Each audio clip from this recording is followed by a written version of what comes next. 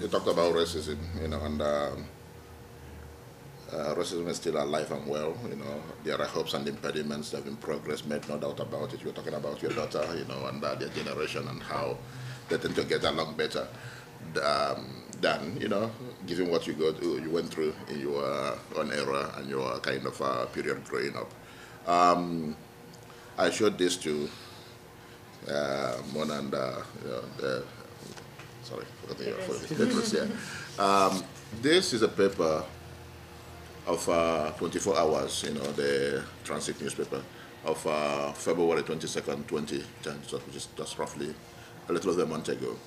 And basically, there was this very sad story, very, very unfortunate story that happened in Delta about a year ago, where a 15-year-old girl was kind of brutally murdered in broad daylight at a park, filled with people. And her body was like, almost dumped, just close to the alley. But it was one of those weirdest things that happened. The police were like, well, how could this have happened with all this number of people, in the park at around 2 o'clock in the afternoon? And the distraught parents, understandably, had to wait for about a year, before the cops, of course, they were working undercover and eventually broke the case. And it happened that, like I said, on the 20th of February, it was announced that they had the case is finally resolved, and they picked up a 17-year-old boy. He was 17 at that time, but when he committed the murder, he was now 18. By the time they picked him up, and they said they're going to try him in an adult court.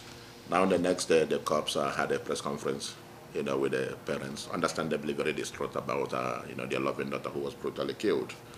And this is what the mom said at a press conference with the police. So he was reacted, talking about the guy who was arrested.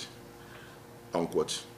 We are expecting a big, black, dark, scary monster.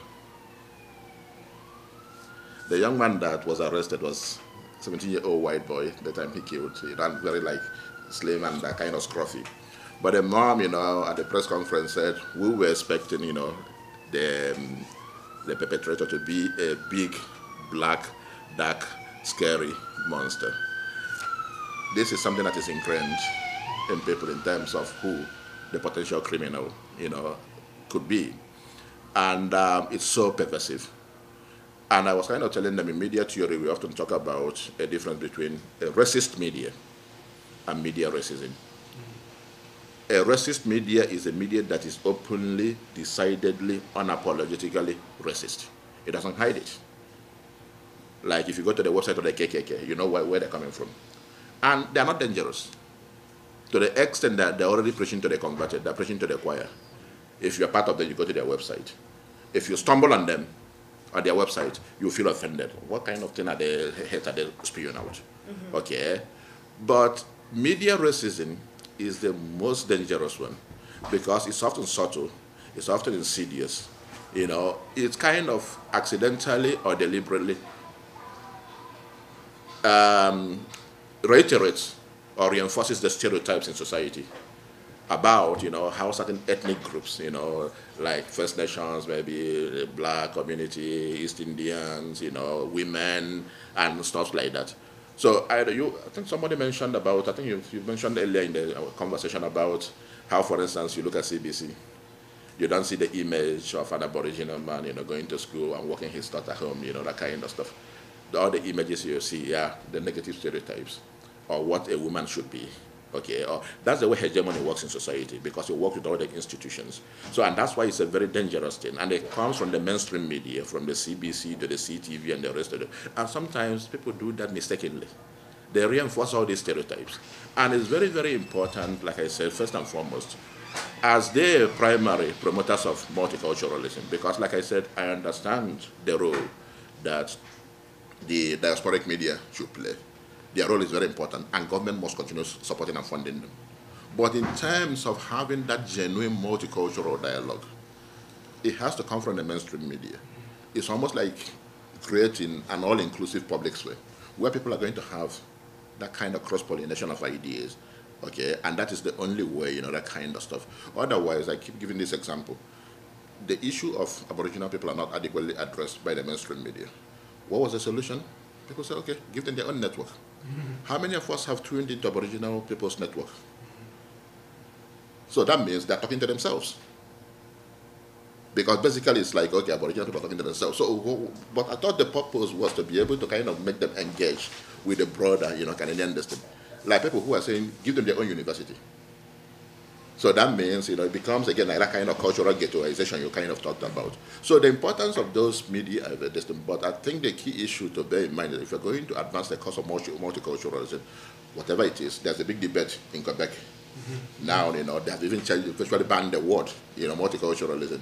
I think they replaced that with interculturalism, whatever that means. So let's not fight about the semantics, okay? But the key issue, like I said, is if we understand that the mainstream media should stop, understand, and kind of reevaluate themselves. And I'm not saying they're doing that deliberately. It's we grew up in society. We understand what the norms are. There's no conference where we agree, these are the norms, this is the way we have to behave, this is the way a man has to behave, a woman has to behave. But they're all reinforced by all the institutions we have in society, the churches, the schools, the family system, and the rest of them. They will tell you, ladies are seen and not heard. As a little girl growing up, you grow up with that, that's the way ladies should behave and the rest of them. Nobody ever but that's the way it works. A little girl, is assertive in class.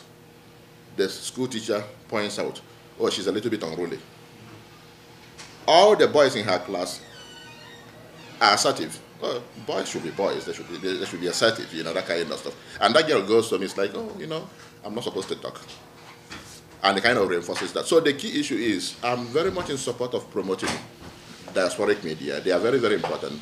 But for the purpose of this, I think two things to me jumps out. You talk about moving the dialogue forward. And it's very important to move the dialogue forward, whatever it is. Like I said, we can continue debating we have debated about multiculturalism for having several decades. Now we have to start debating about interculturalism, whatever that means. In the next few decades, we have to go, a new word comes, a new catchphrase comes in, and what is it? But I think it's about time we move from dialogue to action. And that action can come by several ways. The government has to play a key role. There are all kinds of things it could do, in terms of helping the mainstream media, because they are the drivers of that process as far as I'm concerned. If we're going to engage a public sphere that is all-inclusive, it can provide some kind of subsidies. Given that the media is struggling now, they don't really make a lot of money, okay? Can provide some kind of subsidies, with respect to the mainstream media, in terms of, not mentorship programming, but at least engaging most of these other youths or outsiders and the rest of them to be able to kind of tell their stories, okay? The private sector, people have foundations and the rest of them devoted to different issues, but the private sector can also play a role if they really want to be able to kind of create a situation where, the youths, that kind of from these ethnic communities are integrated. But I'm a very strong believer in empowerment, and not empowerment in the conventional way. Get them in and kind of give them internship. No. Like I said, it's a very kind of loose atmosphere where you can give them some of the basic resources, give them some basic training and the rest of them in terms of the kind of things, but let them go and work at their own, use their own creativity and the rest of them, to kind of tell their own stories and tell their stories, in their own different ways, in their own different perspectives. Not waiting for the news editor, at the office to call them up one day and say, okay, we want this story or we want that story. If they're able to do that, then they may not be able to do that right now because of the economic pressure. But if the government can provide some kind of subsidies as part of the multicultural programming, or support, or the private sector steps in, that may be a step towards, again, a more inclusive multicultural public sphere in the media. So it's not always a solution employing one or two East Indians or one or two Iranians or one or two this thing, because at the end of the day, the people you employ, they see themselves as part of the establishment. I don't see, for instance, that I'm a black guy, then you get me to CBC, and I go to CBC, I'm trying to prove to them I'm an activist, trying to make sure that black issues are for. I'm there trying to kind of earn a living. I'm there trying to kind of rise to the highest level. So if I make too much trouble, they're going to cut me loose. My professional career is kind of undermined. So people get in there, you think it's like you get one or two Iranians. The two Iranians or the two East Indians are basically more interested in furthering their own career than that they fit the dominant paradigm by, doing what they have to do to enhance their careers. Okay.